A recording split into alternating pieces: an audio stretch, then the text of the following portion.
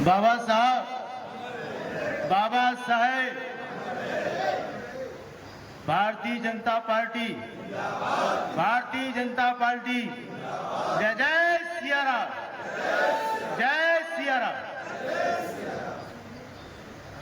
साथियों, मुझे कोई भाषण करना याद नहीं है, मैं गायक हूं, फिर भी मंच पर सभी मैं ज्यादा कुछ बोलना नहीं चाहूंगा। दो टूक कहूंगा कि उनने संविधान के साथ में, जनता के साथ में अगर उनने धोखा दिया, उनको अपने आप को बहुत वो समझ करके, तो उनका क्या हाल हुआ। उनका ज्यादा कहने की जरूरत नहीं है, जो जैसा करेगा वैसा भरेगा। तुलसीदास जी ने बहुत अच्छे से कहा कि कर्म प्रधान विश्व रखा, जो जैसे कर्म करे 10 पल चाहता, तो ज्यादा कुछ कहने की जरूरत नहीं है। और मैं ये भी कहना चाहूँगा कि हमारे जो प्रधानमंत्री जी है, उनकी इतनी पैनी नज़र है, उनसे कोई बचने वाला नहीं है। बड़ी इतनी पैनी नज़र है। मैं खेत खलियान में काम करने वाला ज़्यादा आता भी नहीं अपने को, उसको चुन करके पद्मश्री देना, ये हमारे लिए बहुत गौरव की बात है। तो हमारे देश में ऐसे प्रधानमंत्री, हमारे क्षेत्र में ऐसे विधायक, ऐसे सब कार्यकर्ता जो बहुत ही कर्मठ है। मैं सबसे निवेदन करूँगा कि संविधान के बारे में जितना कुछ सब वक्ताओं ने कह दिया है, तो इसी आशा के साथ नमस्ते, प्रणाम, जय हिंद।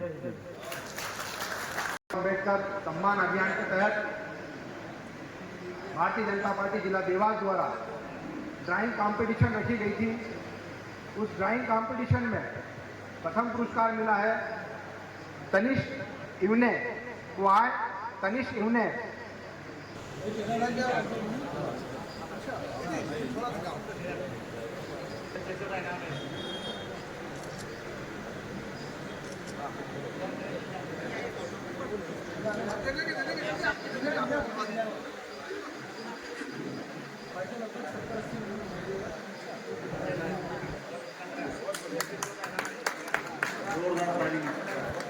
भारत माता की वंदे वंदे।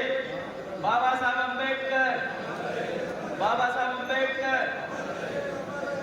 आज बाबा साहब भीमराव अम्बेडकर सम्मान अभियान के दौरान मंच पर उपस्थित भारतीय जनता पार्टी के राष्ट्रीय कोषाध्यक्ष परम आदरणीय बड़े भाई सूरज केरो जी, हमारे विधानसभा क्षेत्र के बहुत ही लोकप्रिय विधायक आदरणीय श्री सतीश मालवीय जी, पद्मश्री सम्मान से सम्मानित परम आदरणीय लालूराम जी बामनिया साहब, हमारे सोनकच्छ विधायक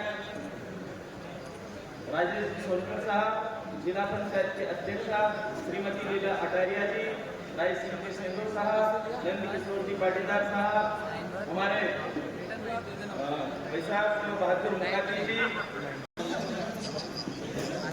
भैया जी, आज अंबेडकर जी के उपलक्ष्य में कार्यक्रम था, क्या पूरा कार्यक्रम था?